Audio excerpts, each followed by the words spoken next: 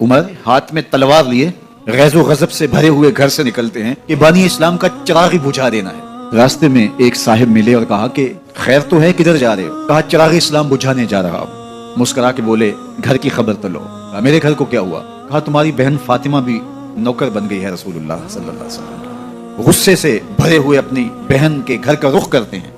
कहा तुम सभी हो गए हो, दीन छोड़ दिया तुम, और बेतहाशा मारना शुरू किया। फातिमा बिनते खत्ताब बोली उमर तुम खत्ताब के बेटे हो, सुनो मैं भी खत्ताब की बेटी। जो जुल्म जो जबर करना है करो, मैं मोहम्मद अरबी का दामन नहीं छोड़ूंगी। कहा जो तुम पढ़ रहे थे मुझे भी सुना सकते हो? कहा तुम्हें गुस्ल करना होगा। उमर अपने बदन को धो रहे हैं, मेरा रब दिल धो रहा है। कहा उमर की उम्र बर्बाद हो गई, मुझे ले चलो हुजूर की चौखट पे। हुजूर के सामने जाके बैठ गए। उमर अभी वक्त नहीं आया कि तुम इस्लाम ले आओ? यही वक्त था उमर के इस्लाम लाने का। लबों पे कलेमा जारी हो गया। अल्लाह अकबर की सदा इस जोर से गूंजी कि मक्के की गलियां गूंजने लगी।